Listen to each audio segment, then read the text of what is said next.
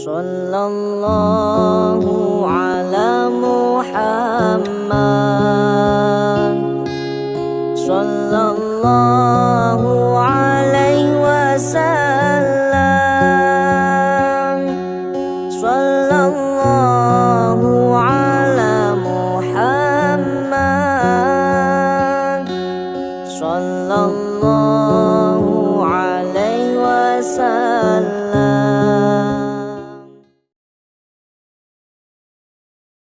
Khutbah ini hanya akan menjadi kata-kata tidak bermakna, bahkan khutbah Jumat menjadi batal kalau tidak disebut namanya. Kullu amrin ribalin, semua amal yang baik, walam yubda bihamdillah, kalau tidak diawali dengan pujian kepada Allah, fahuwa aqta', maka amal itu putus, tidak bernilai. Maka khatib mengawali dengan namanya, Alhamdulillahi Rabbil Alamin. Hidup ini pun tidak bermakna. Semua hidup, binatang pun hidup, pokok kayu pun hidup. Lalu apa bedanya dengan hidup manusia?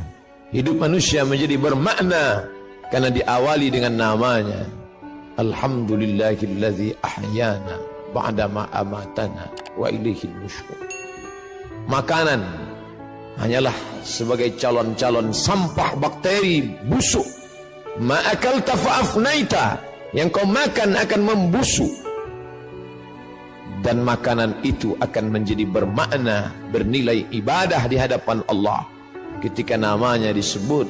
Ya ghulam, wahai anak kecil, sammillah, sebut nama Allah.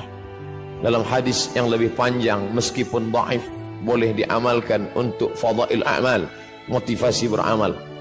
Allahumma barik lana fima razaqtana wa qina azabannar. Menyebut namanya merubah sampah menjadi ibadah. Menyebut namanya kata-kata tak bermakna menjadi ibadah. Menuliskan namanya di kertas yang sebelumnya hanyalah goresan tinta di atas kertas yang hampa tak bermakna, tapi kemudian ketika nama itu ada di atasnya, maka menjadi sucilah dia. La yamassuhu illal mutahharun, tidak boleh disentuh kecuali oleh orang-orang yang suci, bersih daripada hadas, bersih sebagai najis. Innahu min Sulaiman wa innahu bismillahirrahmanirrahim. Hati yang cemas, hati yang gundah, hati yang sedih, tiba-tiba kesedihan, kecemasan, ketakutan menjadi hilang ketika disebut namanya. Ya Muhammad, ya Rasulullah. Andai orang kafir Quraisy itu menoleh ke bawah, tentulah mereka akan menangkap kita, tentulah mereka akan membunuh kita, karena kita sudah lari dari kejaran mereka. Idhuma fil ghari, ketika mereka berdua berada di dalam gua.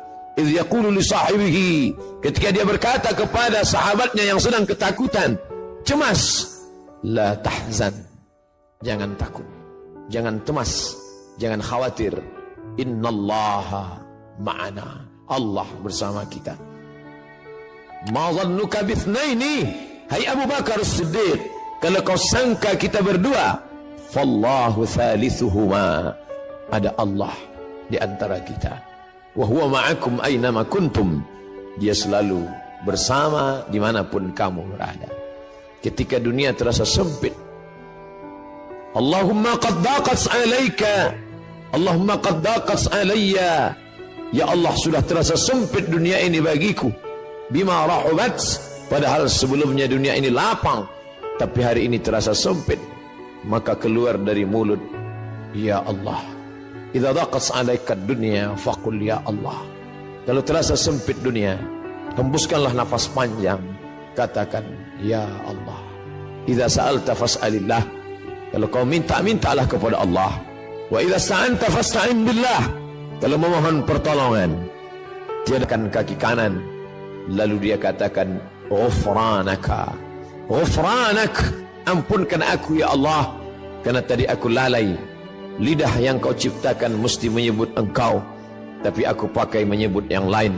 Tapi itu bukan juga karena kesalahanku, tapi karena memang tidak boleh menyebut nama engkau yang suci di tempat yang kotor. Maka dia katakan ghufranaka, Ampunkan aku ya Allah, karena lidahku lalai menyebut nama-Mu. Begitulah hidup orang beriman, tidak pernah kosong dari sesuatu apapun selain keluar dari mulutnya Masya Allah, la haula wa la quwata illa billah, subhanallah. Bahkan ketika dia akan berbuat esok hari, Nabi SAW ditegur, wala taqulanna li syai'in inni fa'ilun dzalika ghada. Jangan kau katakan aku akan melakukan perbuatan itu besok pagi. Illa ayyasha Allah. Illa melainkan ayyasha Allah. Allah yang berkehendak. Dialah yang memberikan kudrat. Dia yang memberikan iradat. Kita tunduk dan patuh, bersimpuh berkata, la haula wa la quwata illa billah. Tiada daya, tiada upaya kecuali dengan kekuatan, dengan tenaga, dengan apa yang dia berikan. Dan sampai masanya semua itu akan diminta, dituntut, diminta pertanggungjawaban di hadapan Allah Subhanahu wa ta'ala. Nikmat terbesar bagi kita hari ini bukan kaya, karena banyak orang yang kaya tapi harta tidak bisa menolong di hadapan Allah. Nikmat terbesar bagi kita hari ini bukanlah jabatan. Kenapa banyak jabatan tapi tidak bisa menolong melepaskan dari neraka jahanam? Kalaulah manusia itu mulia karena jabatan, maka Fir'aun jauh lebih mulia. Kalaulah manusia itu mulia karena harta, maka Qarun sampai hari ini harta yang tertimbun di dalam tanah, tetap orang berkata harta Qarun. Kalaulah orang mulia karena otaknya, maka tidak ada yang lebih cerdas daripada Haman. Tapi kemuliaan terletak pada Allahumma ja'al akhir kalamina, ya Allah jadikanlah akhir kalam kami inda intihai ajalina, ketika ajal sampai, yang terakhir ucapan akhir yang keluar dari mulut adalah la ilaha illallah. Itu yang dulu pertama didengar. Sebejat apapun seorang ayah, sejahat apapun seorang ayah, ketika anaknya lahir, air matanya menetes. Mengikut hadis riwayat dalam Sunan At-Tirmidzi, Imam Abu Isa At-Tirmidzi berkata hadisun hasan, hadis hasan, layak diamalkan. Tetap dia bisikkan ke telinga anaknya sayup-sayup, Allahu Akbar, Allahu Akbar. Lafaz itu yang dia bisikkan. Apa yang dia inginkan? Anakku, aku tidak ingin kau menjadi orang kaya tapi kau tidak menyebut Allah. Aku tidak ingin engkau menjadi penguasa tapi kau tidak kenal Allah. Aku tidak ingin engkau menjadi orang yang cerdas, IP-mu 4 di atas rata-rata, orang memuji mengagungkanmu, tapi kau tidak mengenal Allah. Aku hanya ingin saat di akhir hayatku, saat aku terbujur kaku, yang terakhir membisikkan ke telingaku lafaz Allah. Dan yang mengajarkannya dulu adalah aku saat matamu belum terbuka, saat mulutmu menganga karena tangisan. Tapi ketika bisikan itu sayup-sayup masuk ke pangkal telinga, tertancap ke dalam lubuk hati yang paling dalam, saat itu pun kau juga akan membisikkan ke telingaku, laqinu mautakum, talqinkan orang yang mati sakratul maut di antara kamu dengan bunyi kalimat la ilaha illallah. La taqumus sa'ah, dunia tidak akan kiamat selama masih ada orang berjalan di atas muka bumi berkata yaqulu Allah, Allah. Kalau kau katakan ya Rahman, idza taqulu, idza qulta, kalau kau katakan idza da'awtahu ya Allah, idza da'awtahu ya Rahman, idza da'awtahu ya Rahim, idza da'awtahu ya Rahman faqad wasaftahu birrahmah. Kalau kau panggil dia ya Rahman, maka saat itu engkau sedang memberikan sifat rahmah, kasih sayang. Saat kau panggil dia ya Aziz, saat itu engkau sedang memberikan sifat izzah, keperkasaan, keagungan, kemuliaan.